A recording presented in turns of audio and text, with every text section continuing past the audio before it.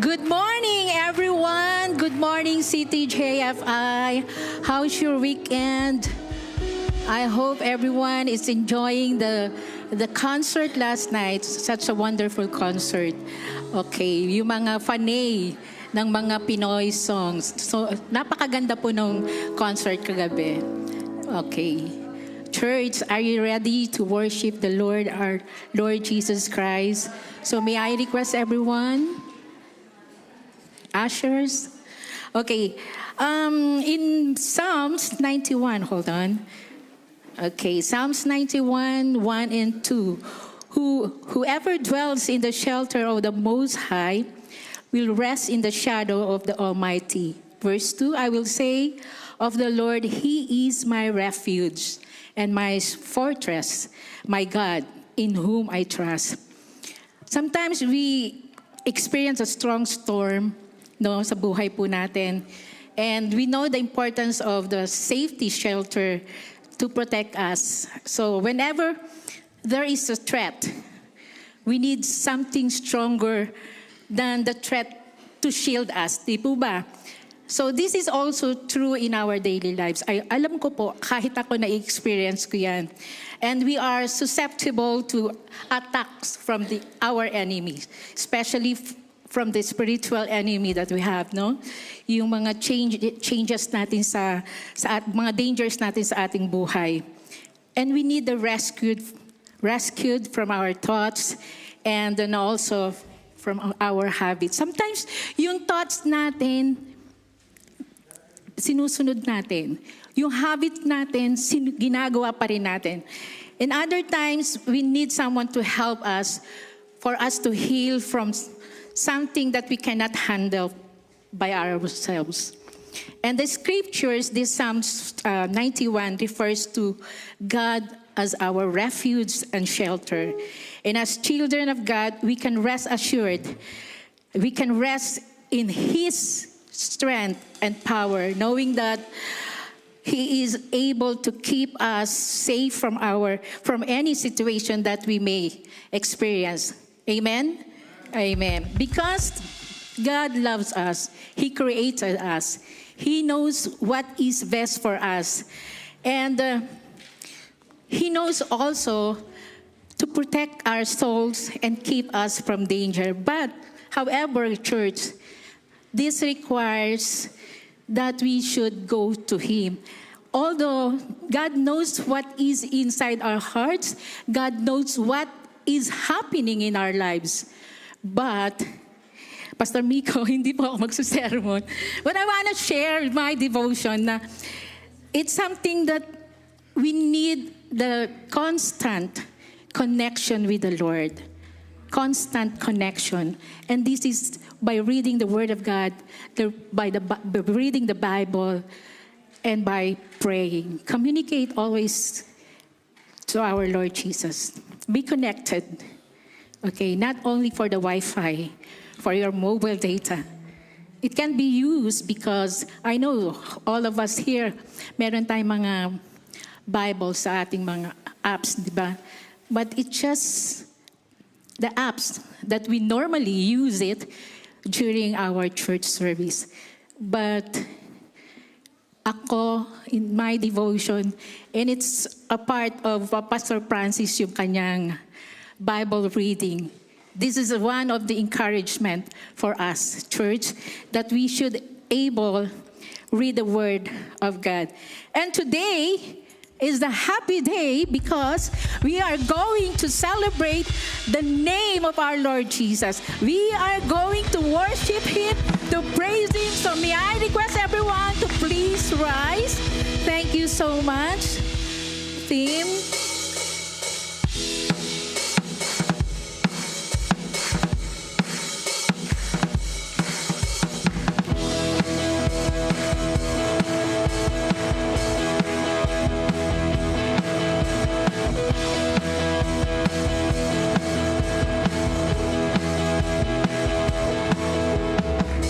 Greatest day in history, that is bigger than you have rescued me.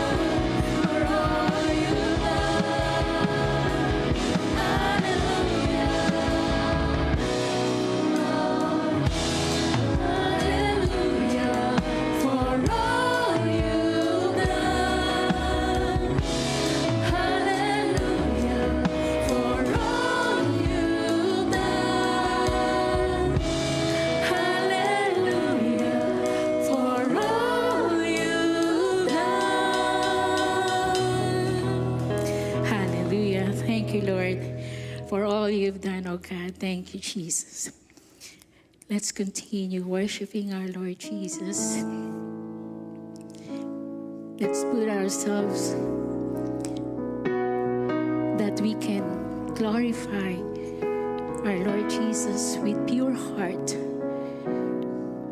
Don't mind our problems, because Jesus is here to comfort us and to protect us.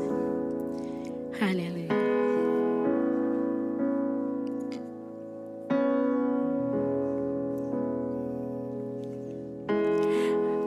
The generations falling down before you to sing a song of ages to the Lamb, and all who gone before us and all who live sing the song of ages to the Lamb. Your name is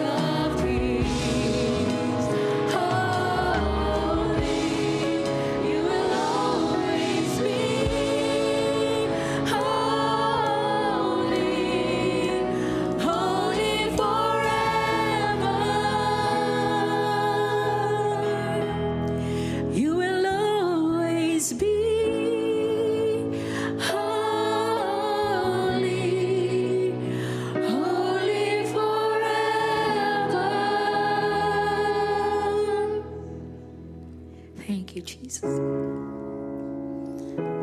We thank you, Lord.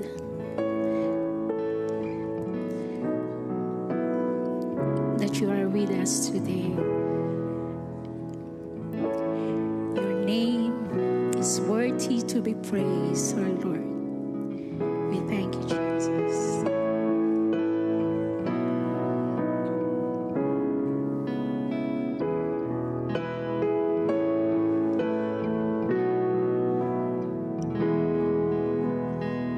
It was my cross you bore, so I could live in the freedom you died for.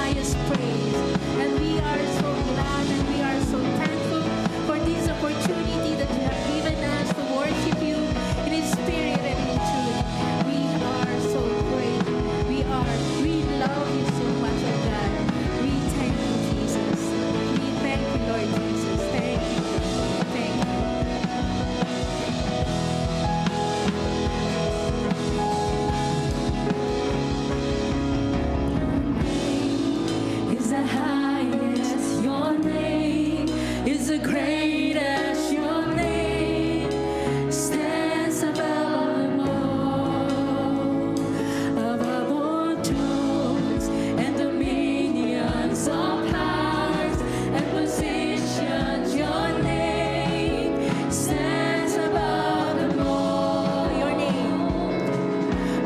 name is the highest. Your name is the greatest. Your name stands above them all, above all thrones and dominions, all powers and positions. Your name stands above them all, and the angels cry, holy. All creation cries, holy. You're lifted high, holy, holy forever.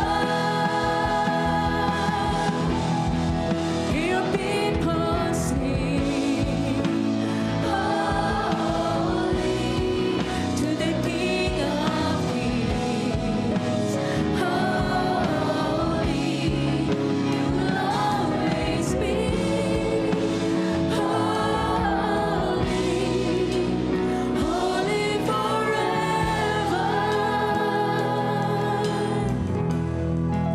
You will always be holy,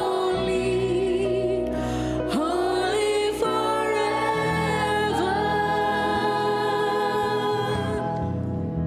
Hallelujah. We thank you, Jesus.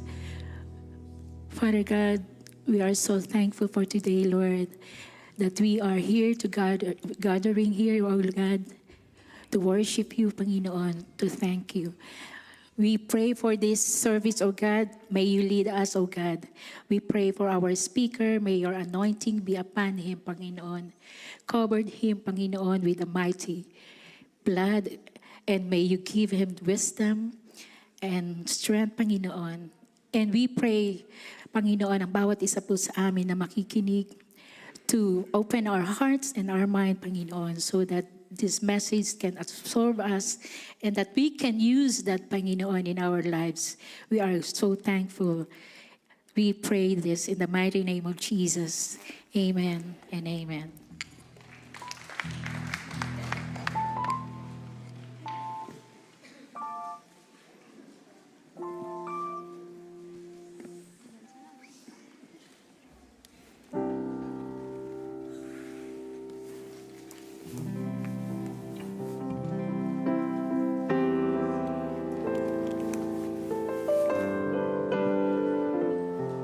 Magandang umaga po, praise God.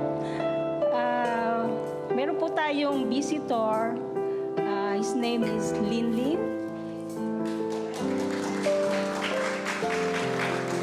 Yeah, thank you. And this is the day that the Lord has made.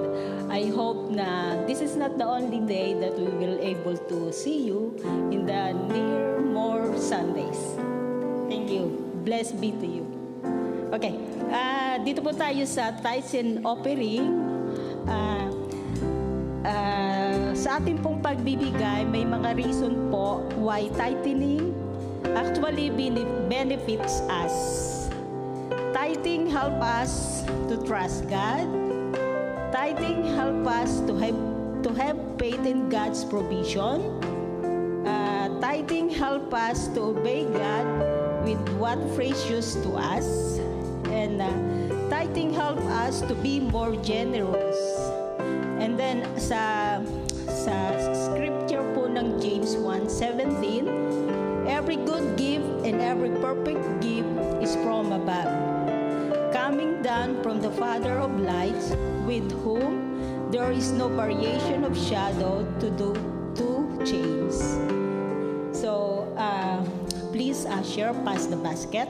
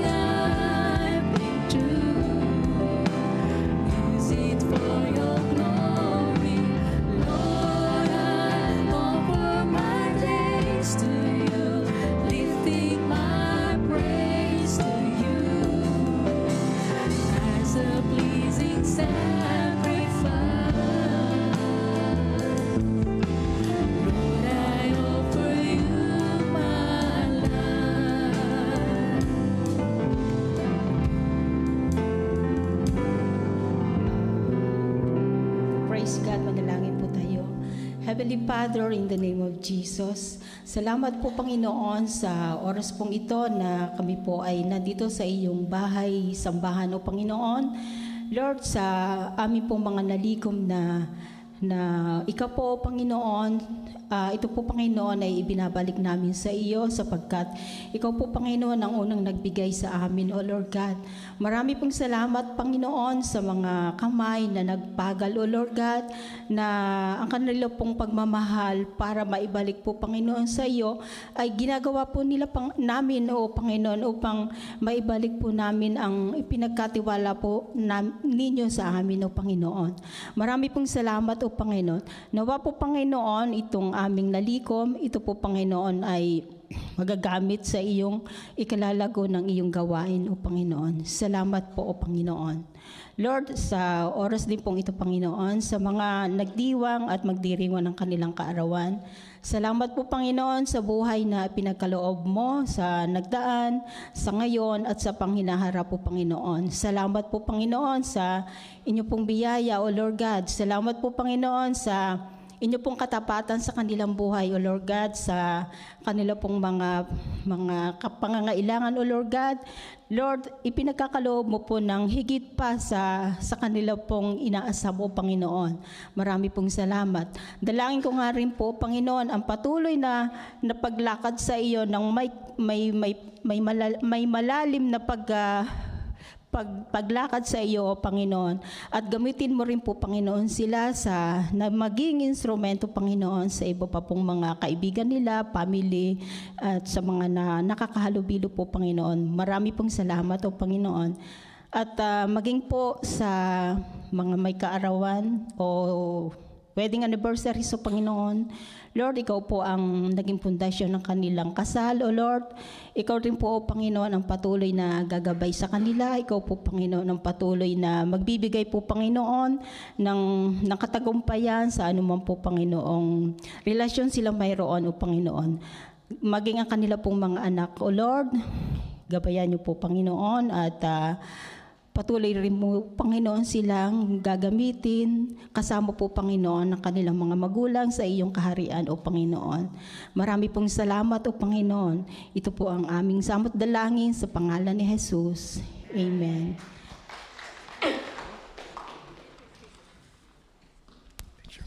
Thank you, Sister Ruby. Kumusta po kayo, church? It's so good. It's a beautiful day to worship the Lord indeed. Amen? And I know that we are all excited to hear from Bishop Jim, who is back from the Philippines. Palakpakan po natin ang buhay ni Bishop. But before po tayong makinig ng message of God, we have the privilege this morning to have a special number from one of our youngest talent of this church. Sa buhay po ng ating young Chris Lawrence. Kaya encourage po natin siya, palakpakan po natin ang Panginoon sa buhay ni young Chris Lawrence. Praise God.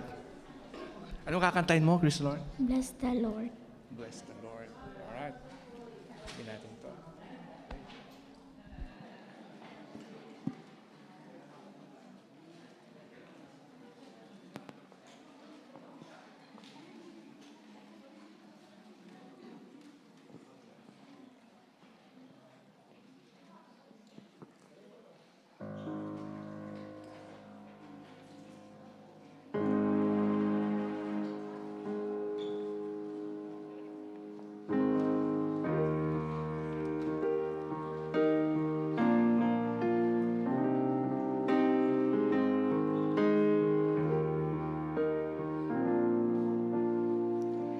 Bless the Lord, oh my soul, oh my soul.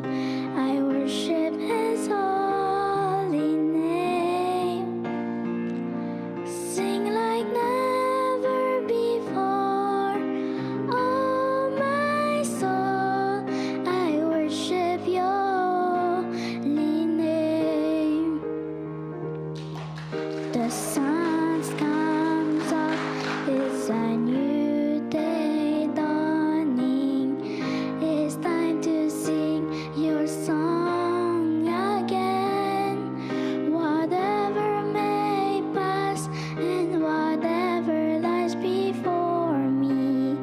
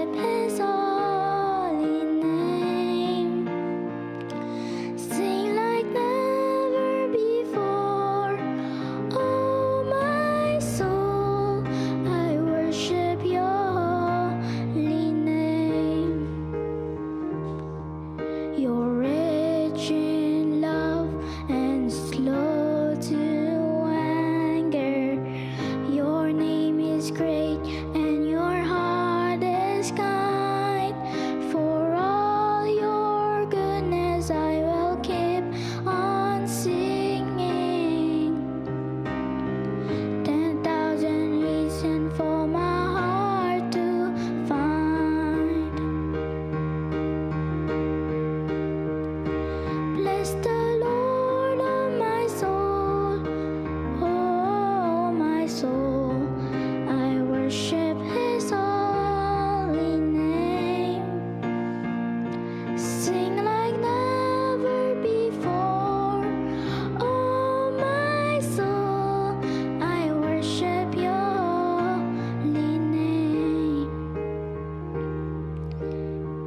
In Matthew chapter 5, verse 9, Blessed are the poor in spirit, for they shall be called the children of God. God is faithful, God is amazing. Amen.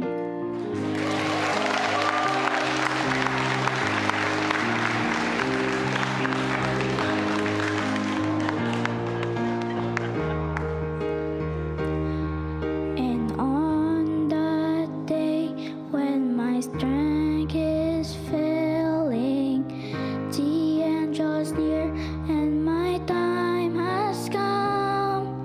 Still my soul is in Your praise unending.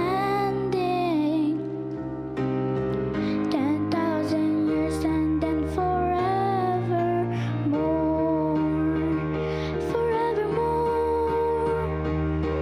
Bless the Lord, oh my soul, oh my soul. I worship His holy name.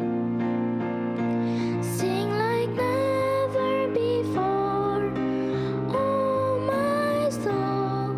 I worship Your holy name. Bless the Lord, oh my soul, oh my soul. I worship His holy name. Sing like never before, oh my soul. I worship Your holy name. Lord, I worship Your holy name.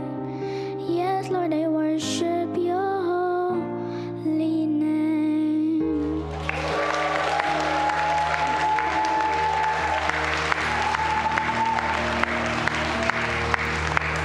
Dito muna si Chris. How old are you, Chris?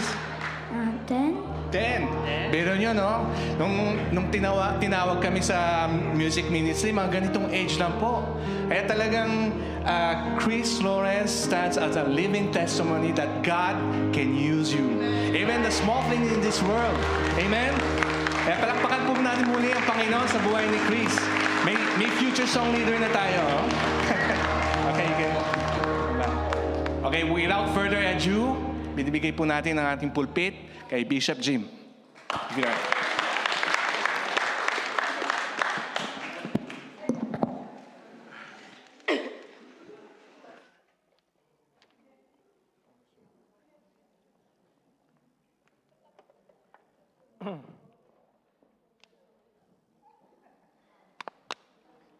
Okay, good morning, good morning.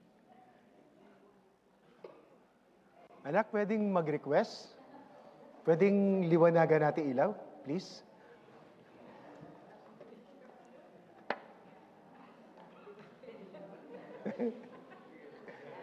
Yun, para makita ko kayo, ha? Yun! Yun na nga ba sinasabi ko? Okay, magandang tanghali po sa inyong lahat. Ako po ay masaya na nakabalik po dito. Salamat po sa Panginoon, sa loob po ng 3 buwan na sa Pilipinas ako, hindi po ako nagkasakit.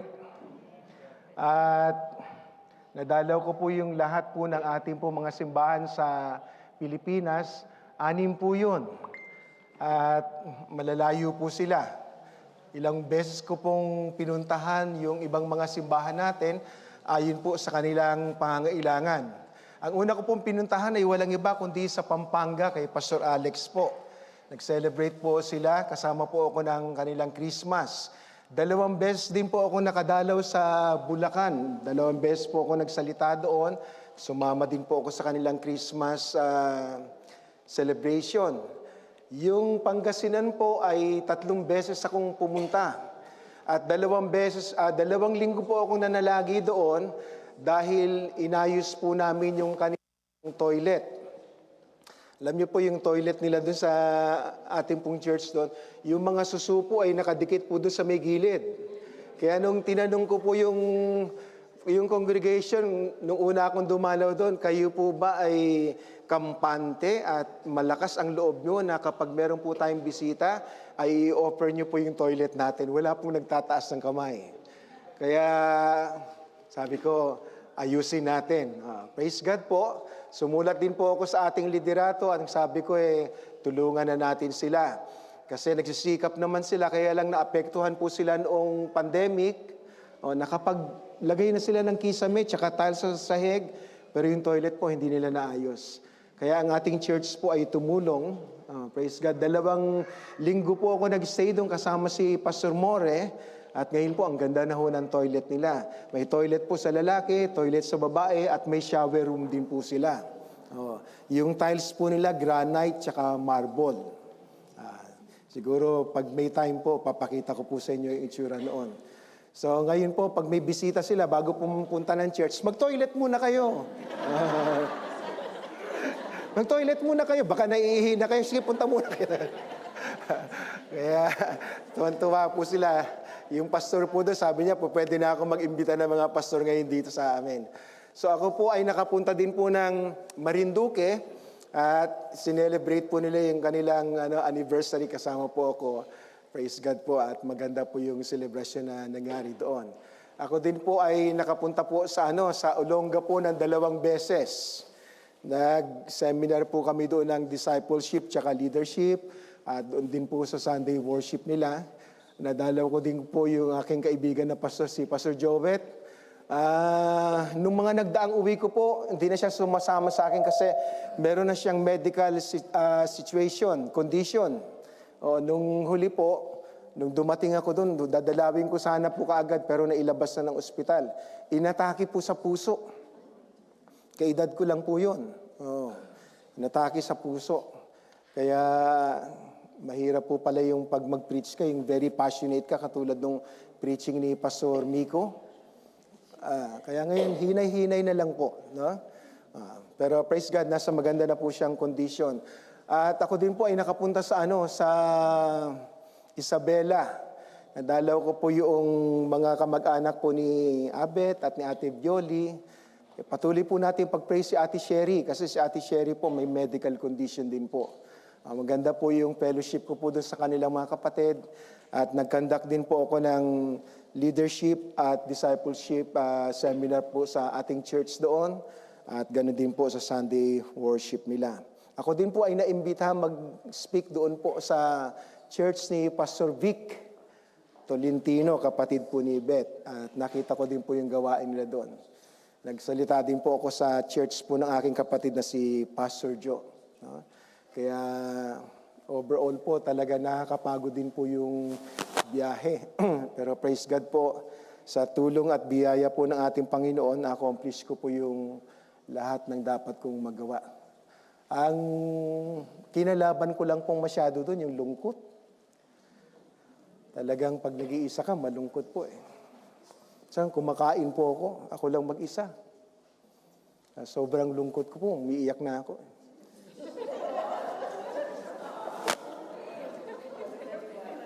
Na-miss ko po kayo, na-miss ko po yung aking pamilya dito, yung mga apo ko, lalo tigit po yung aking misis. Kaya habang kumakain po ako, tumutuloy yung luha ko. Sa sobrang dami po ng luha ko, yun na po ang sabaw ng pagkain ko.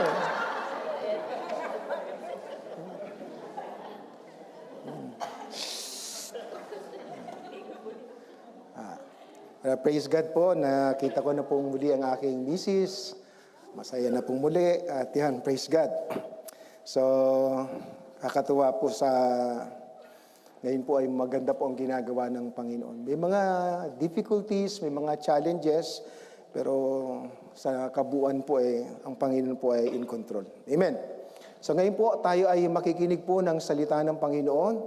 At nagawa mo ba, anak? Ayan. Konti na lang po. Ayun.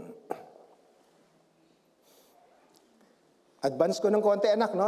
Babasahin ko na para dadalhin nyo na lang doon sa ano.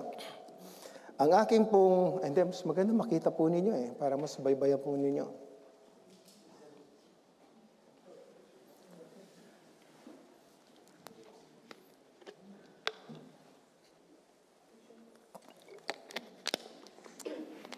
Yan.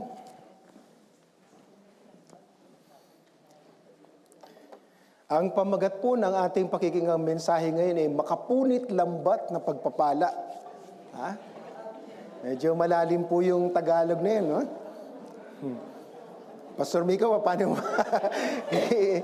Makapunit lambat na pagpapala ng Panginoon. Okay. Para maintindihan po natin yan, babasahin po natin yung scripture reading, no? At ito po yung matatagpuan sa Luke chapter 5 verses 1 hanggang 11. Babasahin po natin. Yan. One day, as Jesus was standing by the lake Gennesaret, sa Sea of Galilee po ito, the people were crowding around him, listening to the word of God. He saw at the water's edge 2 boats left there, but the fishermen were washing their nets. He got into one of the boats, the one belonging to Simon, and asked him to put out a little from shore. Then he sat down and taught the people from the boat. When Jesus had finished speaking, he said to Simon, "Put out into the deep water and let down the nets for a catch." Simon answered, "Master, we've worked hard all night and haven't caught anything. But because you say so, I will let down the nets." When they had done so, they caught such a large number of fish that their nets began to break. Okay? Ito po yung itsura ng ating pong pamagat. Sa dami po kasi ng kanilang huling isda nung hinihila na po nila, halos mapunit na po yung kanilang lambat nung kanila tinatas na. So they signaled their partners in the other boat to come and help them. And they came and filled both boats so full that they began to sink. When Simon Peter saw this, he fell at Jesus' knees and said, "Go away from me, Lord, I am a sinful man." Then Jesus said to Simon, "Don't be afraid. From now on, you will fish for people." And last verse, so they pulled their boats up on shore, left everything, and followed him. Pagpalain po ng Panginoon ang pagkabasa po ng kanyang salita. So muli po ang ating pong title ng ating Makapunit Lambat na Pagpapala. I believe kayo po ay makakonect sa akin kapag banggitin ko po sa inyo yung aming patutong mag-asawa.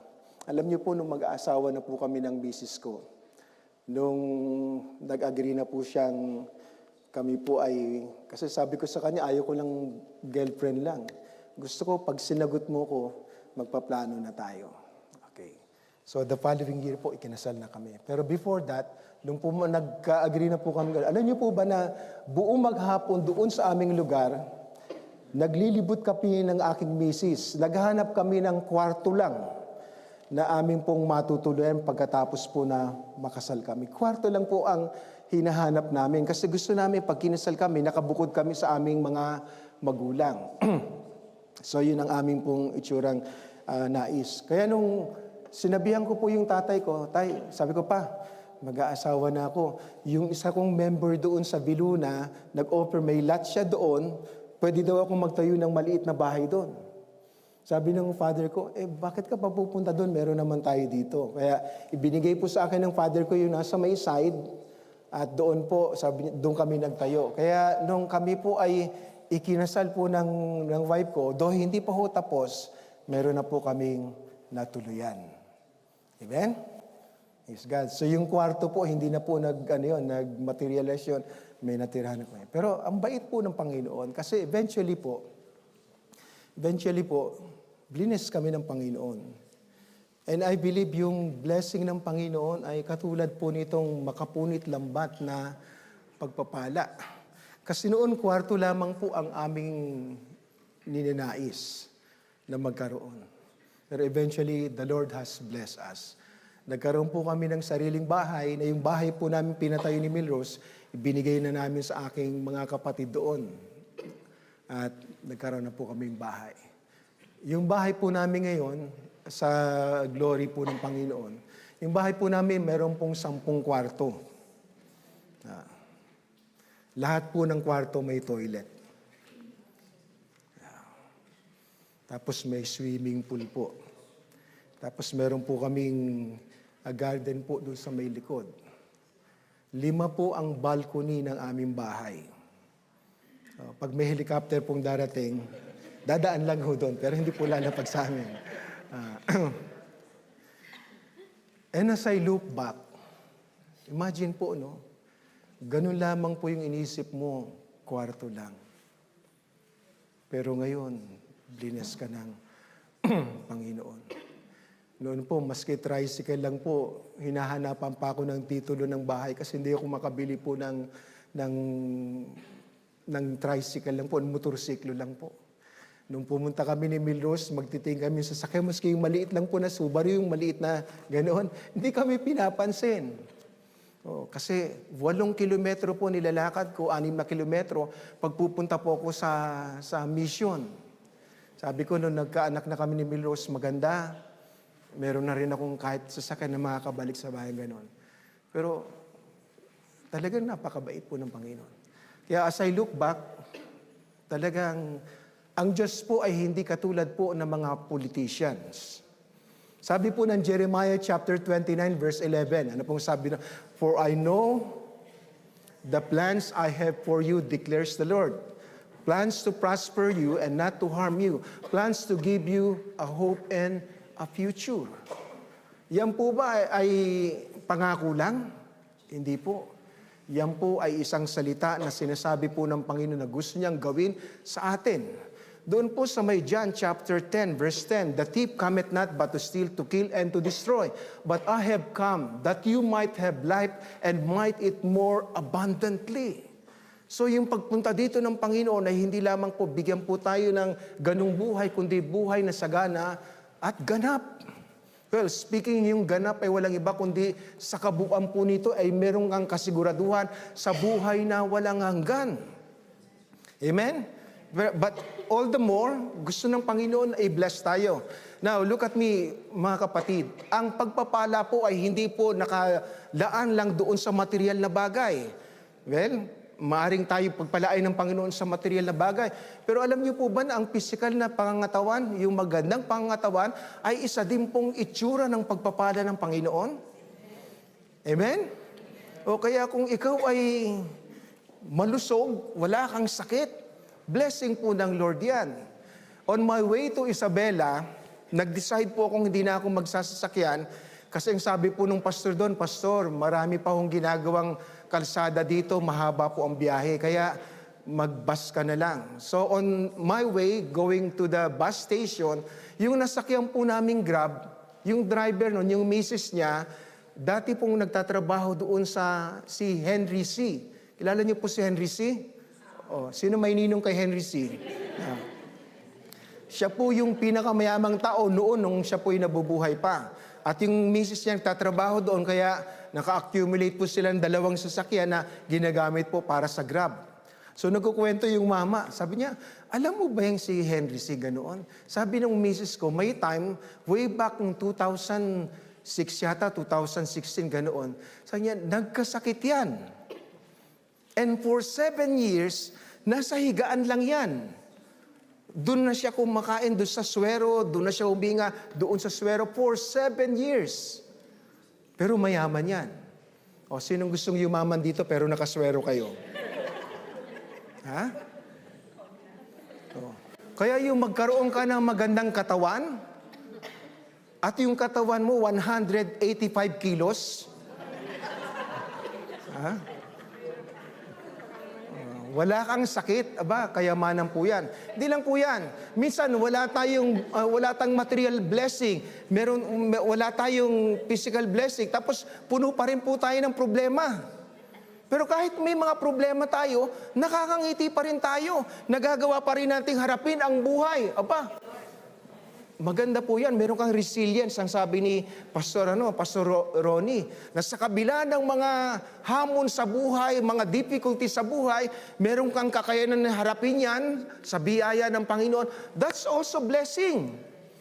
Alam niyo po ba na ang Switzerland at yung ibang mga mauunlad na bansa, isa po sila sa mga merong talaan ng pinakamarami pong nagpapakamatay? Meron po akong naalala na meron pong isang taong lumapit sa akin na nagpa-pray. Kasi meron po siyang amo na sinabihan na lang siya, maaring ito nang huli natin pagkikita. Kaya pinapipili na po siya ng amo niya kung ano ang gusto niyang, yung regalo dun sa mga alahas po yata na meron siyang ganun. Sabi po nung taong, hindi po yung gusto ko po, wag po. Kasi pupunta na po yung babae doon po sa isang lugar. Tapos, ang alam ko po, magpapa-injection na, tapos doon na po mag-end yung buhay nila. At yung iba po, marami pa hong mga istorya tungkol sa ganyan. Mayayaman po sila, magandang katawan nila, may itsura po sila, pero parang wala na po silang nakikitang reason para mabuhay pa, kaya nagpapakamatay na sila. Di ba? Kaya kung ikaw ay marami ring problema, pero ikaw ay nakatayo pang ganoon, blessing din po yan. Kung meron kang magandang pamilya, maayos po yung mga relasyon nyo, blessing din. Kaya marami pong muka ang pagpapala ng ating Panginoon. Amen? At ako, nasubaybayan ko po yung ilan sa mga kasamahan natin dito. Ako po, sinasabi ko sa inyo, kwarto lang po kami noon, pero ngayon, bless kami ng Panginoon. At nakita ko po, sa kasaysayan po ng ating church, yung iba pong mga kapatiran natin, nakita ko po kung paano sila pinagpala ng Panginoon. Yung ilan po sa atin, dati po, ang daming utang. Ngayon po, mas marami ang utang. Ang ibig ko sabihin po, sila na po yung inuutangan ngayon. Dati nangungutang sila, pero ngayon, sila na po yung inuutangan. Okay, so ngayon po, yan po ang aking tatalakayin sa inyo ngayon. Yung makapunit lambat na pagpapala ng ating Panginoon. Kung ito po ay naranasan ninyo at patuloy na naranasan, praise the Lord. Pero kung hindi, tunghayan po natin kung paano po natin mararanasan ang makapunit lambat na pagpapala ng ating Panginoon. Ang unang-una po ay matatagpuan po doon sa may verse 4. Ang sabi po doon, put out into deep waters and let them down the nets for a catch. So ang sabi po ng Panginoong Jesus, nung natapos na po siyang nag-preach doon sa mga tao, dami po kasing sumusunod sa kanya. At hiniram niya po yung bangka ni Simon para tumayo siya doon at makapangaral siya. At nung natapos na po siya makapangaral, unawa po ng Panginoong Jesus kasi nakikita niya po si Pedro at yung mga kasama niya, naglilinis na po ng lambat. At wala pong huli. Kaya sinabi po ng Panginoon kay Simon, Simon, ihulog niyo ang lambat niyo doon. Sabi po ng ating pong verse, sabi po ni Simon, sabi niya gano'n, Guro, ulitin ko po yung unang word, Guro, sabi niya gano'n, teacher, master, sabi niya gano'n, magdamag kaming nanghuli, pero wala kaming nahuli. At yung sumunod na kataga, pero dahil sa sinabi niyo, ihuhulog ko yung lambat. Kaya gano'n na po yung ginawa po ni Simon. Pumunta sila sa isang lugar na malalim at inihulog nila yung kanilang lambat. At pagdaka po, nakita po nila na bumibigat yung net nila habang hinihila nilang gano'n. At natunghayan po nila, napakarami pong huli. So ang unang-unang susi po upang tayo po ay magkaroon po ng makapunit lambat na pagpapala ng Panginoon ay walang iba kundi yung tinatawag na pagsunod. Ano po kaya kung sinabi ni Simon sa Panginoon, magdamag kami ng huli, master, teacher. At ngayon pinapahulog nga, sorry po, tapos na ho kami, closing na kami. Hindi ganoon. Pero ang sabi po niya nung ganoon, Pero dahil sa sinabi mo, gagawin namin. Susunod kami. At yun po ang ginawa nila. Sumunod po sila sa sinabi ng Panginoon at doon po nangyari po ang himala po ng napakaraming huli na kanilang nakita. Alam niyo po ang sabi po ng banal na kasulatan, ang Diyos ay tawag dito, ang Panginoon po ay natutuwa, nagagalak, at siya po ay naluluwalhati kapag ang kanya pong anak ay nagiging masunurin. At ginagantimpalaan ng Diyos ang bawat pagsunod na ating ginagawa sa kanyang mga utos. Meron pong verse doon po sa John chapter 15 verse 7. Sabi po doon, "If you remain in me, and my words remain in you, you shall ask anything, and it shall be given unto you." Sa Tagalog po, kung kayo ay mananatili sa akin, at ang salita ko'y mananatili sa inyo, hilingin nyo ang inyong maibigan at ipagkakaloob sa inyo. Ito po ay isang verse na meron pong pangako. Ang pangako po nito, hilingin nyo ang inyong maibigan at ipagkakaloob sa inyo. Pero bago po mangyari yun, meron pong sinabi na dapat pong susundin natin. Ang sabi po doon, kung kayo ay mananatili sa akin. Ano pong ibig sabihing manatili? If you will remain faithful to me. Kung hindi kayo lalayo sa akin, kung hindi kayo liliko ng inyong landas at mananatili kayo sa akin. Pangalawa po, and my words remain in you. Nang ibig sabihin ko, ang aking salita ay mananatiling kumikilos, buhay sa inyo pong buhay, hilingin nyo ang inyong maibigan at ipagkakaloob sa inyo. Sometimes po, ang gusto lang po natin yung last sentence. Hilingin nyo ang inyong maibigan at ipagkakaloob sa inyo. At nakalimutan na natin na kinakailangan tayo ay maging tapat sa ating Panginoon at maging masunurin sa kanyang salita. Another verse po ay walang iba po kundi doon sa Matthew chapter 6 verse 33. Pinag-uusapan po doon sa mga unang kabanata po doon, unang mga verses, patungkol po sa pangangailangan ng tao. Yung pagkain, tulugan, idadamit po nila, yung necessities ng buhay. At sila po ay nag-aalala. Kaya ang sabi po ng Panginoon sa conclusion ng kanyang binabanggit na huwag kayong mag-alala, sinabi niya, "But seek ye first the kingdom of God and His righteousness, and all these things shall be added unto you." Kaya't pag sumakita ninyong hanapin, unahin ang kaharian ng Diyos at hanapin at mamuhay sa kanyang katwiran at ang lahat ng bagay na ito ay pawang idadagdag sa inyo. Ibig sabihin, hindi ka pagkukulangin ng Panginoon. Pero ang kailangan po ay walang iba kundi dapat uunahin mo siya sa iyong buhay. Kung hindi una ang Panginoon sa iyong buhay, hindi mangyayari po yun na katagpuin ang lahat ng iyong pangangailangan. Okay? Ang pangalawa po ay mamuhay ayon sa kanyang katwiran. Kaya kung titignan ko ang aking buhay, ako ba ay nabubuhay na inuuna ko ang Panginoon? Sa aking mga pagpili, sa aking desisyon, sa aking mga ginagawa, ang Diyos ba ay nandoon? O tinatawagan mo lang ang Panginoon, last resort na lang ang Panginoon kapag wala ka nang magawa.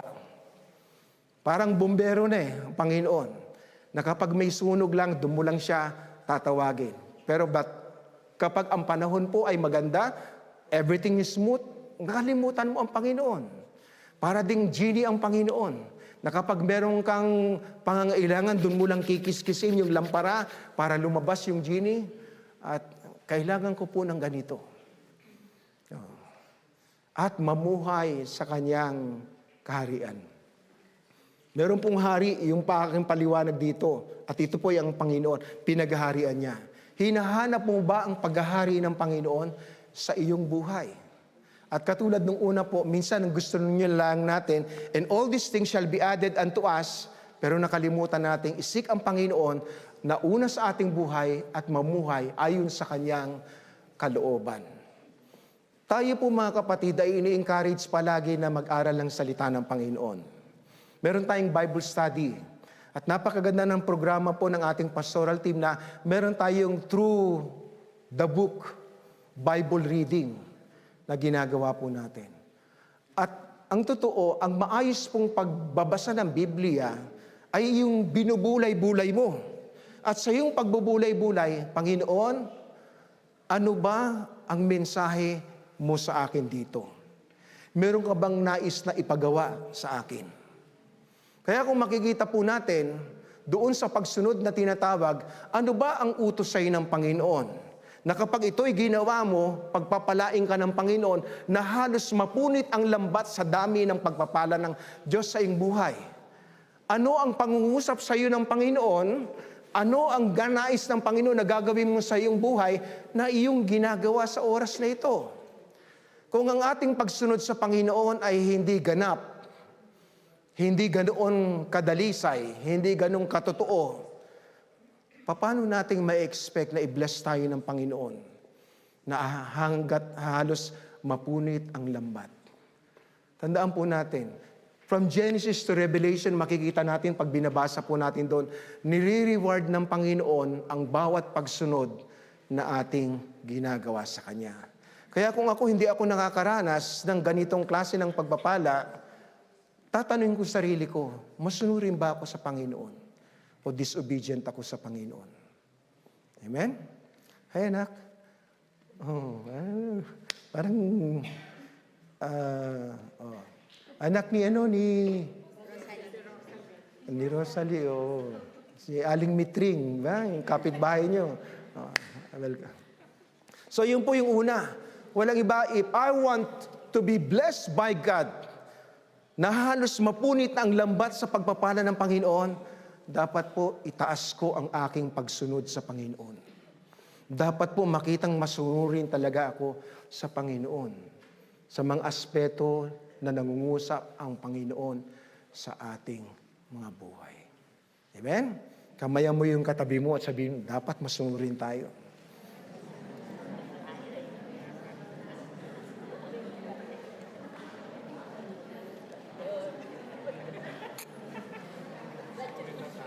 Okay na po, okay na. May na kayo magkwentuhan. Tapos na po, ha? Okay na po.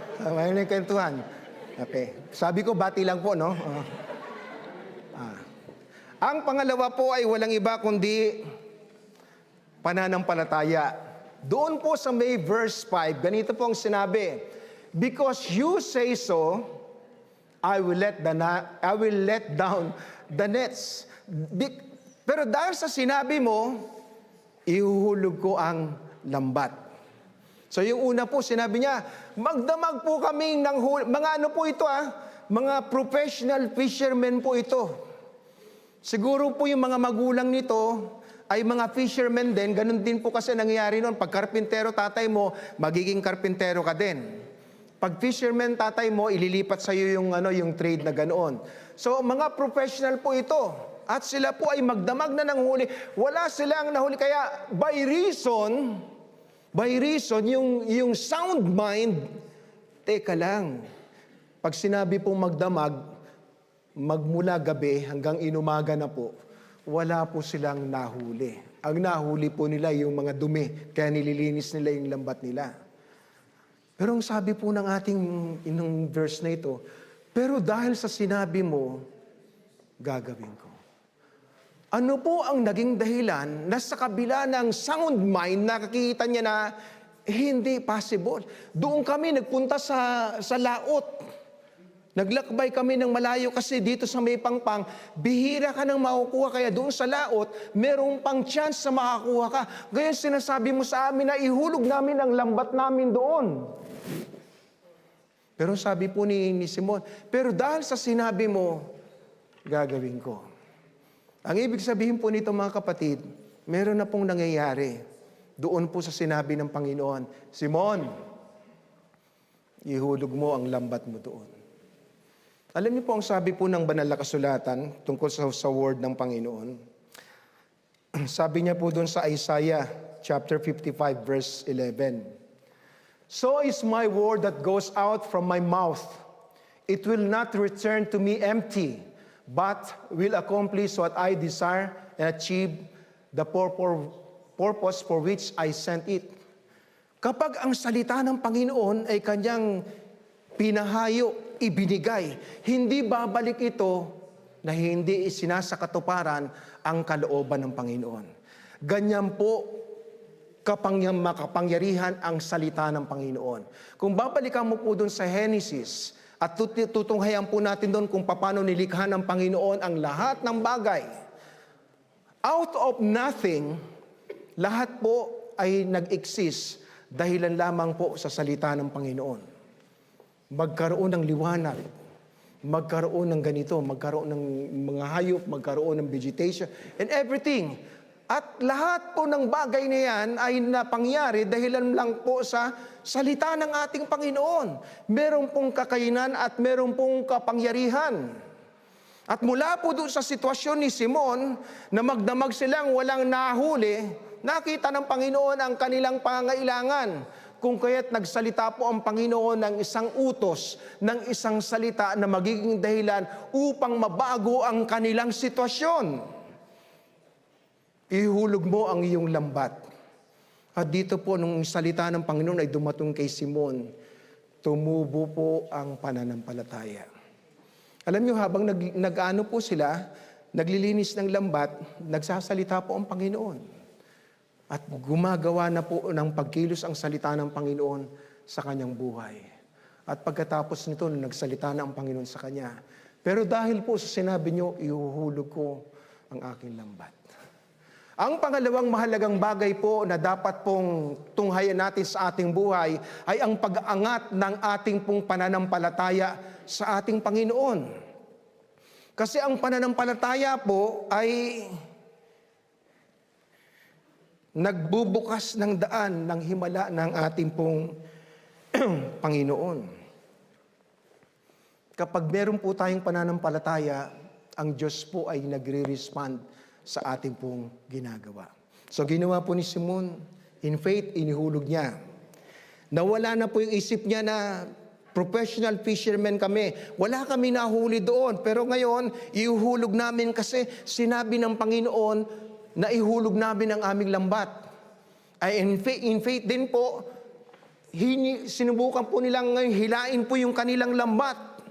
At unti-unti naramdaman po nila na ang resulta na bumibigat yung kanilang lambat hanggang sa makita nila ang napakarami pong huli. So alam niyo po, sa sitwasyon natin sa ating buhay, everyday po, naharap po tayo sa mga difficulties, challenges.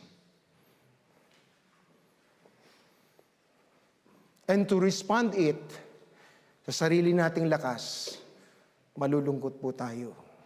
Kaya kung tayo po ay Kristiyano, gagamitin po natin ang salita ng Panginoon upang hanguin po natin ang himala ng ating pong Panginoon. Kaya paano ka makaka-respond doon po sa challenges and even the opportunities na ibinibigay sa... Kasi challenge po ito sa kanya. Challenge na, Pedro, ihulog mo. Ihulog ko ba ito? Wala kami nahuli. Pero ito din po ay isang opportunity na kapag ako ay sumunod sa kanya, maaaring merong mangyari. Kaya ginawa po ni Simon, ginawa po niya. At nakita po natin dito. Kaya kung ako po ang tatanungin, ang pangalawang bagay po na nakita po kung bakit sila nagkaroon ng halos mapunit na lambat ng pagpapala ay walang iba kundi sa kanilang pananampalataya sa ating pong Panginoon. Kaya tayo po mga kapatid ay patuloy po na ini-encourage. Sabi po ng Romans chapter 15 verse 17. 10:70 sabi pong gano'n faith cometh by hearing and hearing the words of God. Ang pananampalataya ay dumadating sa pakikinig at pakikinig ng salita ng Panginoon. Kaya kung wala po tayong salita ng Panginoon, paanong lalago ang ating pananampalataya? Hindi ho, maski maghapon ka mag-pray na, pagpipray kitang lumago ang pananampalataya mo.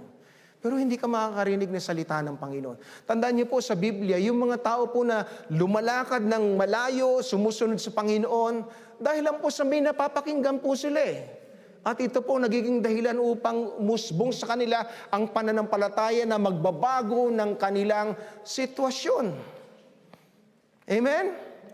Meron pong isang lalaki dun sa Pool of Siloam. At paralitiko po siya.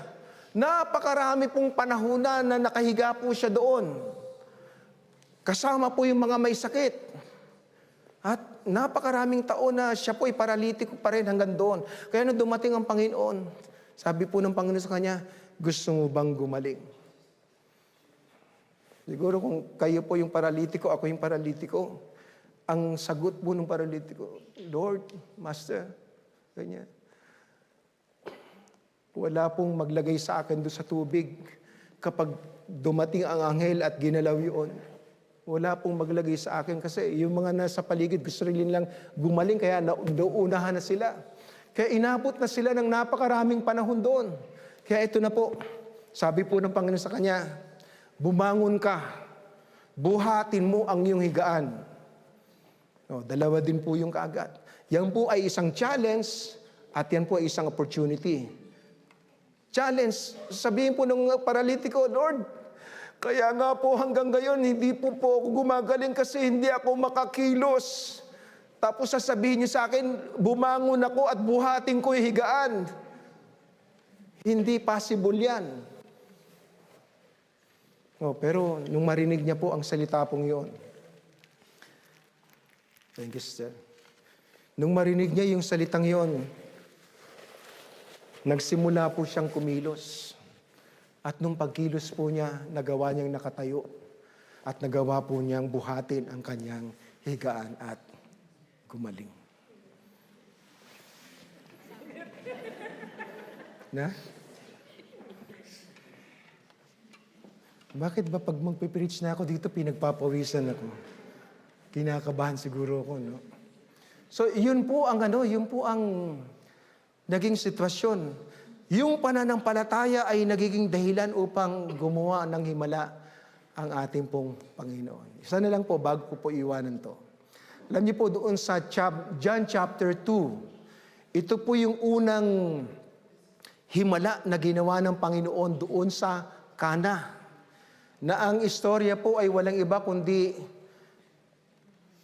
inimbitahan ng Panginoong Hesus at ang kanyang alagad. Pagkatapos doon sa kalagitnaan ng kanila pong selebrasyon, naubos na po yung alak.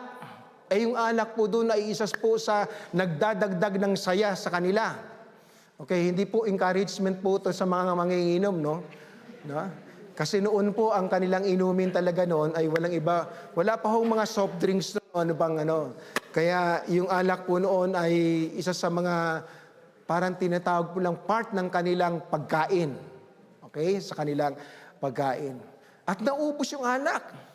Kaya nung lumapit po kay Jesus, wala na silang alak ngayon. Inutos po ng Panginoon, sige, punuin nyo ang tapayan na yan. Yung tapayan pong yun ay tapayan na malaki kasi doon po inilalagay yung tubig na panghugas po ng kamay at ng paa para sa mga bisita. Okay? So imagine that. Hindi po yung tapayan na ordinaryo na lalagyan ng tapayan po ng panghugas ng paa ng kamay doon sa mga bisita. Very ordinary po at nilagyan po ng tubig. Tapos sabi niya, sumalo ka at ibigay mo doon sa tagapamahala. So eto na. Siguro ang napakagandang tawag dito, nakatanggap ng challenge and opportunity to see the miracle of God first time. Sa pagdating ng Diyos mula sa langit, ay walang iba kundi yung sumalok ng tubig at inilagay sa baso at dinala doon po sa Pero kung ikaw sumalok na gano'n, alam mo yung tubig na yon, yung sinalok mo ay tubig na nilagay nyo doon. At very ordinaryo. Pero sasalukin mo at dadali mo doon. But in faith, dahil sa sinabi po ng Panginoon, katulad ng binanggit ko sa inyo, ang salita ng Panginoon ay makapangyarihan. Kaya ito ay gumawa na sa utak, sa puso ng taong ito. Kaya sumanok siya, kinuha niya po doon at binigay niya po doon. At nung matikman po ng tagapamahala, sabi niya, bakit kayo ganito? Kasi sa mga normal na handaan, ang unang ibinibigay ay walang iba kundi yung masarap. At kapag yung mga tao ay nakakain at nakainom na sila, ang huli po ay yung ordinaryo na lang ang ibinibigay. Pero dito sa handang ito, ang ibinigay nyo sa huli ay walang iba kundi yung pinakamasarap. Amen. So ang Panginoon po ay maaaring gumawa sa ating pong buhay na hindi lamang po ordinaryo ang gagawin niya, kundi gagawin niyang espesyal sa ating pong buhay. Para masabi nating amen and amen ang Panginoon sa kanyang mga pangako sa aking buhay. Amen? Praise God. Alam niyo po yung patotoo ko po noon, mamaya mababanggit ko po yun sa isang part. Pero yung pananampalataya ay napakahalaga para sa ating pong pagtugon sa challenges at opportunities na meron po tayo sa ating pong mga buhay upang tayo po ay pagpalain ng ating Panginoon. Okay, pangatlo po. Ibibilisan na ho natin, no? Kasi 18 po ito eh. Ang pangatlo po ay walang iba kundi doon po sa may verse 7. They signaled their partners in the boat to come and help them. Kasi hinihila na po nila yung lambat ngayon. At pagkatapos ng hinihila na nilang ganon, napakabigat na. O kaya yung pong kanilang option ay walang iba kundi tawagin po yung ibang mga fishermen. Halika kayo rito, tulungan nyo kami. At pumunta po sila at nagtulungan sila. At in fact, dito po sa sinasabi po dito, nung mailagay na nila ang mga isda sa boat, 2 bangka, halos lumubog na ang bangka sa dami ng kanilang huli. But listen to this. They signaled their partners. Meaning to say, mga kapatid, ang masaganang pagpapala ay sadyang ukol ibahagi. Isang kaparaanan upang dumaloy at maranasan ng iba ang kabutihan, pag-ibig at biyaya ng Panginoon. Kaya minsan, kung titingnan natin, ang Panginoon, bless po tayo so much. Bakit po? In order for us to be selfish? Hindi po. In order us to be generous. Na maging daluyan tayo ng pagpapala sa ibang mga tao. At ganoon din po sa ating pong iglesia. Nung tayo po ba ay pinagpala ng Panginoon, naalala niyo rin po bang pagpalain ng Panginoon sa kanyang gawain? Yung iba po, nung blines sila ni Lord, nawala na. But some remain at ginawa po nilang maging daluyan ng pagpapala sa iba. Sabi po dun sa isang verse sa Bible, sa Proverbs 3, 9, and 10, honor the Lord with your wealth, with the first fruit of all your crops. Then your barns will be filled to overflowing and your vats will brim over with new wine. Ito ang ginagawa po ng mga Israelita noon, isang kaparaanan ng kanilang pagbibigay. Kapag sila po ay nag-ani na, yung unang ani nila, pagkakaloob nila sa Panginoon in order to honor the Lord. And in honoring the Lord, ang kanilang inaangking pangako ng Panginoon, ako nang bahala sa rest.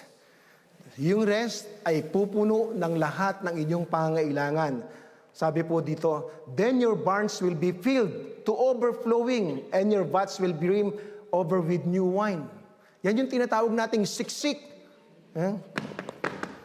Sinisiksik. Okay, liglig. Nililiglig natin ngayon para walang vacuum. At umaapaw.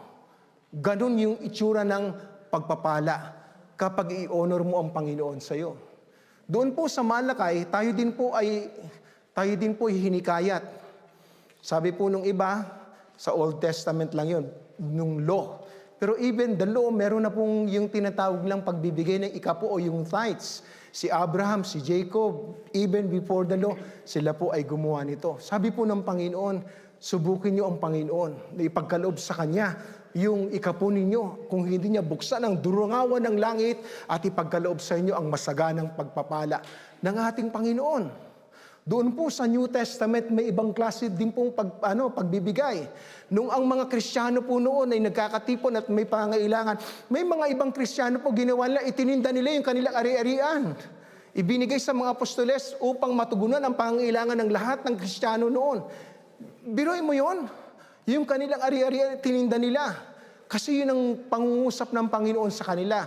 At pagdaloy po ng panahon, meron na pong mga salita na mababanggit po natin na walang iba kundi ang Panginoon ay nalulugod, for God loveth the cheerful giver, na magbigay kayo ng nauukol sa inyong kalooban, na nauukol na sa inyo pong kakayanan, sapagkat ang Panginoon ay natutuwa doon sa nagkakaloob. Marami pong klase po ng pagbibigay. But my question is, naalala po ba natin ang Panginoon nung tayo po ay na-bless na? Si David po, kaya po na tayo yung magandang templo. Sabi po ni David, Panginoon, andito na po kami sa lugar na ipinangako mo. At ang gaganda na po ng mga bahay namin. Naging maayos na po ang kondisyon ng aming pong buhay. Pero kayo, nasa tabernakulo pa rin kayo. Kaya sabi ni David, gagawa ako ng magandang bahay mo. Kaya doon po naisip niya po ang ating pong Panginoon. Tayo po ba, naisip po ba natin ang Panginoon nung tayo po ay pasaganain ng Panginoon? Hindi ko po nagyayabang, no? Pero gusto ko pong magpatotoo ng kabutihan po ng Panginoon. Alam niyo po, ang istorya po ng aking paglilingkod dito sa Geneva, for 8 years po, hindi ako nagtrabaho. Ginugol ko po yung 8 taon para asikasuhin ang gawain ng Panginoon. Meron po akong job noon, pero ginib up ko po.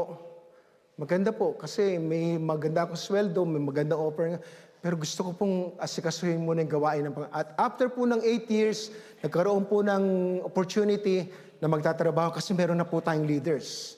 Meron po akong inaplayan. At ayon po doon po sa kasama namin sa office, nung nag-apply po pala ako para sa post na yon, 165 kami na nag-apply.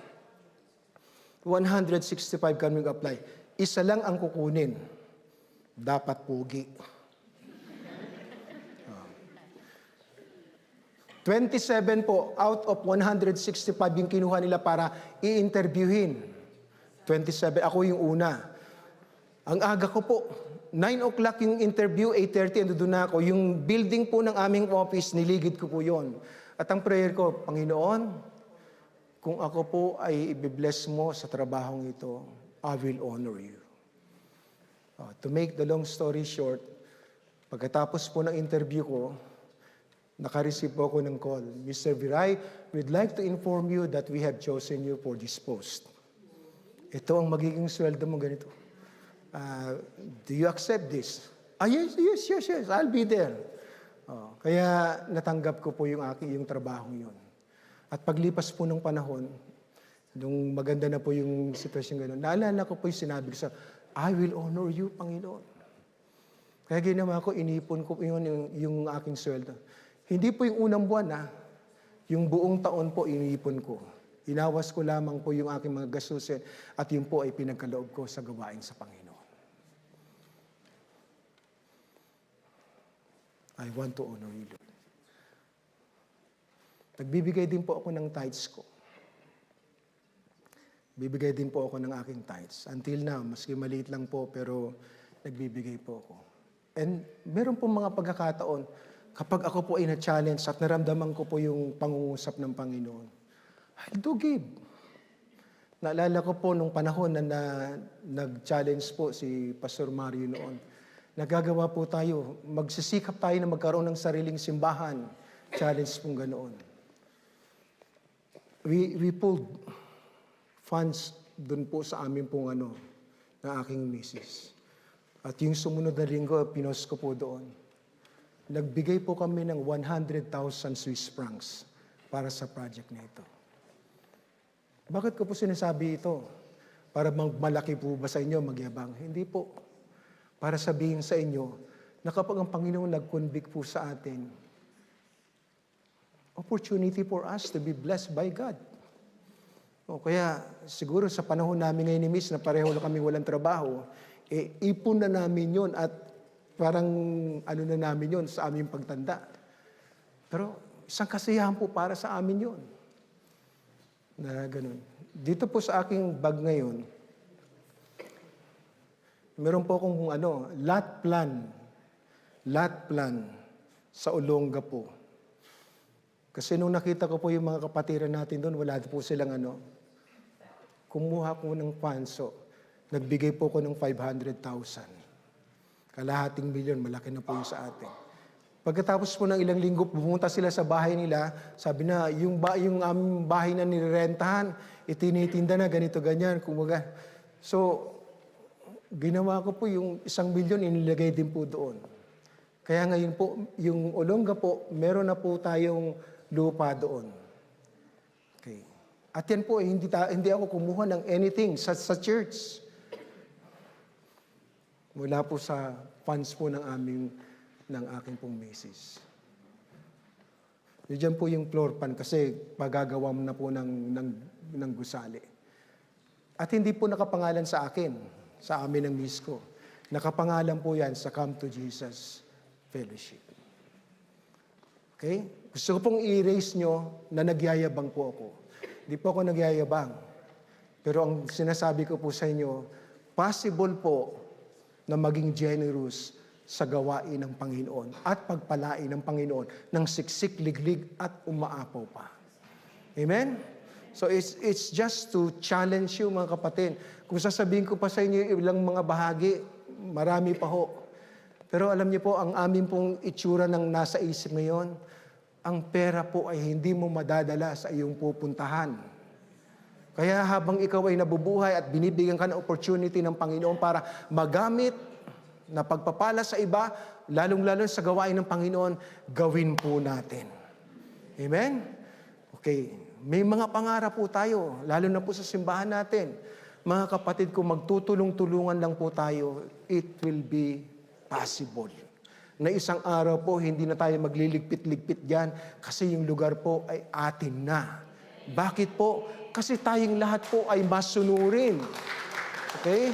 At mapagbigay sa gawain ng Panginoon at hindi natin kinalimutan ang Panginoon nung panahon tayo ay pinagpala na niya.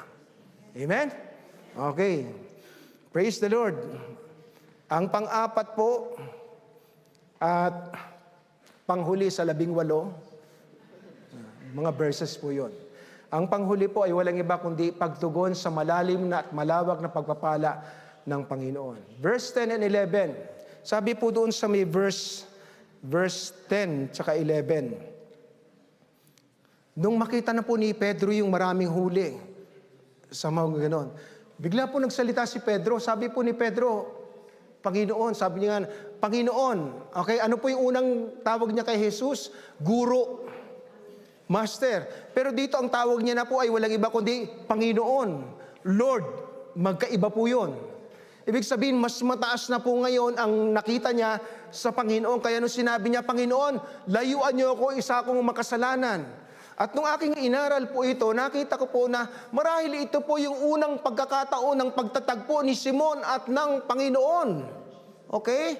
At doon po, mula sa kanyang pagsasalita, sa kanyang pagtuturo, at doon sa himalang nakita po ni Simon, hindi siya ordinaryo. Siya ay isang espesyal na dulot ng ating Panginoon na merong pamanhikan sa mga tao at may alay sa tao. Kaya nung sinabi niya, Panginoon, layuan mo ko, isa akong makasalanan. Ito po yung isang lugar na kung saan nagkaroon po ng conversion itong si Simon na makita niya ang Panginoon bilang tagapagligtas ng kanyang buhay. Amen? Hindi po siya iiwanan ng Panginoon doon o nga, makasalanan ka, sige, magpakamatay ka na, hindi ganon. Nakita niya po yung kanyang pangangailangan sa Panginoon at ang Panginoon ang katugunan ng kanyang pangangailangan. Subalit ako po ay napasil nung sumagot ang Panginoon. At ang sagot ng Panginoon, huwag kang matakot. Bakit po matatakot? Kaya nung aking sinikap na tuntunin doon, alam niyo po si Pedro marahil hindi niya lang po nakita yung pangangailangan ng tagapagligtas. Pero nakita din po ni Pedro yung maraming bagay na pangangailangan niya sa kanyang buhay. Ito lang, nanghuli kami, failure na ako kasi mga professional fishermen kami pero wala kami nahuli. Yung limitasyon na meron siya. At doon po, nakita po na ang Panginoon ang maari pong pumuno nito. At yung sumunod na tugon ng Panginoon kay Simon, very striking po. Sabi ng Simon, huwag kang matakot. Dahil mula ngayon, hindi na isda ang huhuliin mo, ikaw ay magiging malakaya ng tao. I will change your life. I will change your destination. Sabi niya, sumunod ka sa akin. At ang sabi po doon sa may verse 11, at iniwan nila ang kanilang lambat, ang kanilang bangka. Sa iba pong mga lugar sa Biblia, ang sabi, iniwan nila maging ang kanilang pamilya at sumunod sa ating Panginoon. Alam niyo po, may mga pagkakataon na yung makapunit lambat na pagpapala ay dumadating sa atin at nagdadala doon sa lugar na kung saan mas makita po natin ang tunay na kahulugan ng pagpapala ng ating Panginoon. Alam niyo po ba na ang isa po sa mga kalungkutan ko, mga disappointment ko sa aking buhay, walang iba po kundi nakakahiya pong banggitin sa inyo na may mga pagkakataon po nung ako po ay hindi pa nakakilala sa Panginoon. Ako po ay dismayado na ipinanganak po ako sa mahirap na tahanan. Yung aming pong bahay ay kulungan actually ng baboy. Kapag umuulan na ng malakas at yung tubig po magpo-flow na, inaagos po yung mga tae po ng mga baboy papunta po doon sa loob ng bahay namin. Wawalisin namin papunta doon sa may kanal.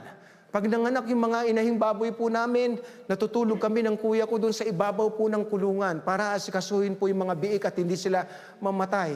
Ganun po itsura. Nung ako po ay graduate ng high school, namatay na po yung nanay ko, pero Kristiyano na po ako noon. Ang isa po sa hinagpis ko, hindi na ako nakapag-aral. Yung mga classmate ko, kasi yung lugar po namin, daanan po ng jeep, sakayang papunta sa mga eskwelahan. Pag dumating na po yung mga classmate ko doon, naka-uniforme ng kulay puti, may hawak na T-square, may ganun. Kasi kukuha ng pagka-dentista, engineer, architect, ganun. Ako paglabas ko ng bahay, ang dala ko po bag, na ang laman po ay lagari, martilyo, pait, karpintero. Yun po ang itsurang nakikita ko. Kaya sabi ko, susundan ko ang buhay ng tatay ko. Parang itsurang gano'n. Pero ang nangyari po noon, nakakilala kami sa nakapasok ng Bible School. Pumasok po ako ng Bible School, hindi ko po gusto magpastor. Kasi alam ko ang buhay ng pastor noon. Pumupunta doon sa church namin, ibang pastor galing probinsya. Hindi po maganda yung itsura nila. Itsura pong salat sa buhay. Ay ko, ayaw ko nang gusto ko maging arkitekto. Pero nung nasa Bible School na po ko, ang salita ng Panginoon ay naging makapangyarihan. Binago niya po yung puso ko. Hanggang sa dumating po yung pagkakataon na mukhang iba na yung direksyon na gusto kong gagawin sa aking buhay. At to make this short, meron pong isang nanay na sabi niya, pumunta ka sa bahay namin. Pumunta po ako. Close sa akin po yung nanay na yun eh. Kasi namatay na yung nanay ko, kaya halos karamihan ng nanay doon close po ako. Sabi po nung nanay, kanya, Pastor Jim, na naginip ako, kinausap ako ng nanay mo. Oh, di nangiti lang po akong gano'n. Sabi ng nanay mo sa akin, inihabiling ka sa akin. Ganun po ba? Salamat po kasi alam ko naman pong mabait kayo sa akin, kaya thank you po. Hindi lang yan, Jim, sabi niya gano'n, Pastor Jim. Gusto kong sabihin sa iyo na gusto kitang pag-aralin. Kunin mo, kahit anong kursong kukunin mo, tutulungan kita. Akong bahala sa tuition mo, sa lahat ng kailangan mo, hanggang sa makatapos ka. Akong bahala. Wow! Diba, parang blank check yun para sa angel. Ito yung pangarap ko eh. Sabi ko, salamat po, Nay. Sige po, babalik po ako siya sabihin ko. Pagbalik ko po doon sa nanay, sabi ko po doon sa nanay, Nay, marami pong salamat. Pero kung ako po ay mag-aaral, hindi na po yan ang gusto kong kukunin yung arkitekto. Gusto ko po magpatuloy po sa aking pag-aaral sa Bible School. Kasi ang gusto kong tahaking pong buhay ay walang iba kundi ang paglilingkod sa ating Panginoon. Nabago po yung aking pong buhay. Nabago po yung concept ng gano'n. At ito din si Pedro. Ang akala niya all his life, ang gagawin niya puro lamang po isda. Pero ngayon po, ang kanyang huhulihin ay walang iba kundi ang mga tao. Higher calling. Kaya tayo po ay pagpapalain ng Panginoon ng lubos-lubusan kung tayo po ay marunong din pong tumugon sa ating pong Panginoon sa anumang challenge na ibibigay sa atin. tunghayan niyo po ang inyong blessing ngayon. Iniisip niyo ba yan lang ang blessing ninyo? O merong pang higher na gusto ng Panginoon na dalhin kayo? Amen? Ako po nagpapasalamat sa Panginoon kasi napakabuti po ng Panginoon. Hindi po ako nagsisi na sumunod sa Kanya. Meron pong time na nagkaroon po kami ng tawag dito, ng, ano ba yung tipon-tipon ng mga magka-classmate? Reunion. At katulad ng binabanggit ko sa inyo, nag-reunion kami doon. Meron akong mga classmate na naging engineer, architect, doktor, ganon. Nandoon sa bahay po namin. At na-amaze sila, sabi nga, Viray, sabi ganon, paano nangyari ito sa'yo? Kasi average po ang tingin nila sa akin sa eskwelahan namin eh. O siguro nakikita nila, hindi naman academically mahusay ako. Siguro nakita nila, mas mahusay. Yung nga lang po, mas pogi ako sa kanila. No? Paano nangyari ito sa buhay mong ganon? Tapos nagkatanungan, gaano ka katagal nakaka-uwi dito? Sabi ko, minsan isang beses sa isang taon, minsan 2 beses sa isang taon. Paano mong ginagawa yan? Kasi sa States, 4 na taon bago sila makauwi. Yung trabaho nila doon, grabe. Kaya paano nangyari? Sabi ko, alam nyo, yan ang himala at pagpapala ng Panginoon. Ang dami po naming istorya sa inyo ni Milrose. Pero ito lang po yung masabi ko, ang lahat ng bagay nito ay dahilan sa biyaya ng Panginoon at marunong kang tumugon sa Panginoon. Pinapatutuo ko doon sa mga pastor. Alam nyo, hindi ko pinili magpastor sa Maynila. Pwede naman eh. Pero ang pinili ko ay walang iba kundi tugunan ko yung pamanhika ng Panginoon na puntahan ko yung mga liblib. Wala kang maukuha doon eh, pero hindi na nila pinupuntahan. Kaya kontento ko kahit nasa probinsya. Kahit isang plastic na kropek ng chicharon lang yung meron kami ni Milrose, kakain kami doon sa palaisdaan, happy na kami. Pero alam po ba namin na dadaling kami dito ng Panginoon? Hindi po namin alam.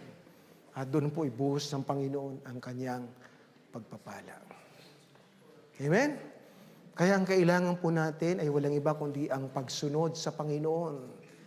Sikapin po natin, pataasin po natin ang ating pagsunod sa Panginoon.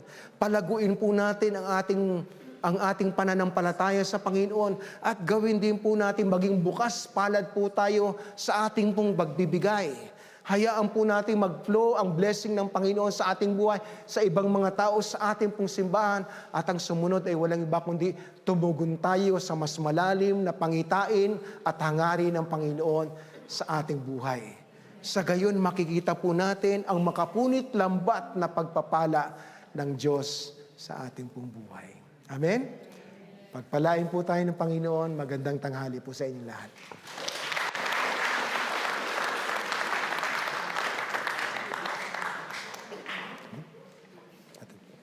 Praise God. Maraming pong salamat, Bishop, sa napakagandang mensahe. We've all been blessed. Praise God. Can I invite everyone to please rise up? I'm calling also on the worship team. Tunay po na napakahalaga ang ating obedience sa Panginoon. Ano? Yung obedience and will lead to faith.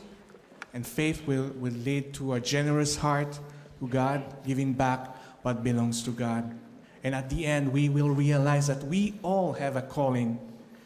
And we are so blessed by this message. It is a reminder, an important reminder, na Panginoon is not looking upon our,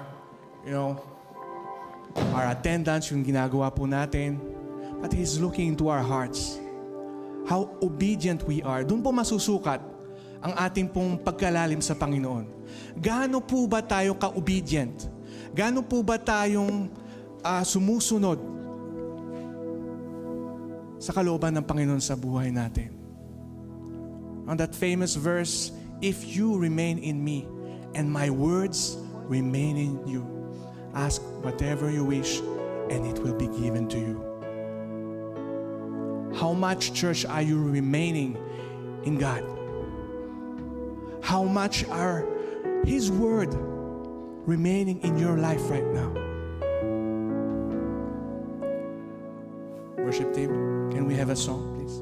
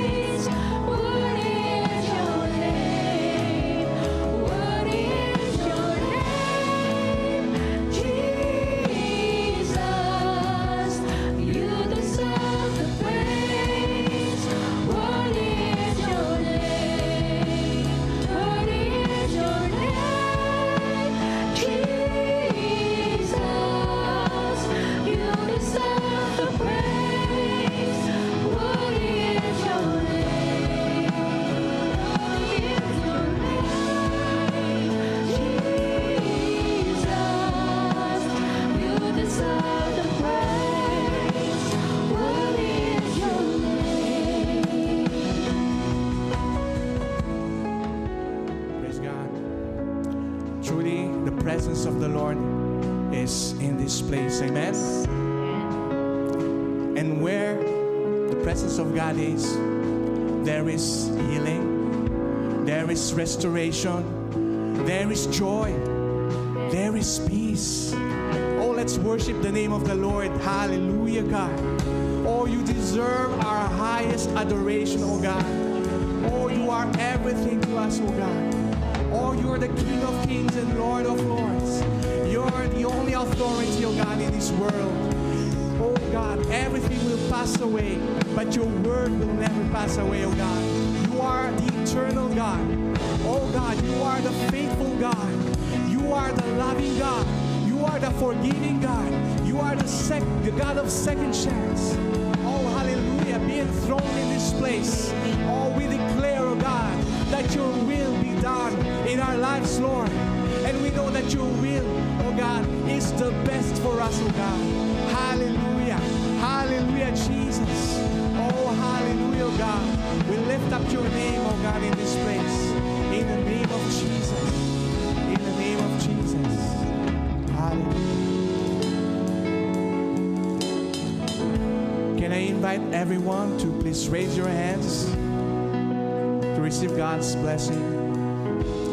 And now may the Lord bless you and keep you. May the Lord make his face shine upon you and be gracious to you. May he turn his face towards you and give you peace. And everybody say, Amen and Amen. Praise God. Makakaupo po tayo. Patapos. Praise God. Glory to God. So this is a very special day because it is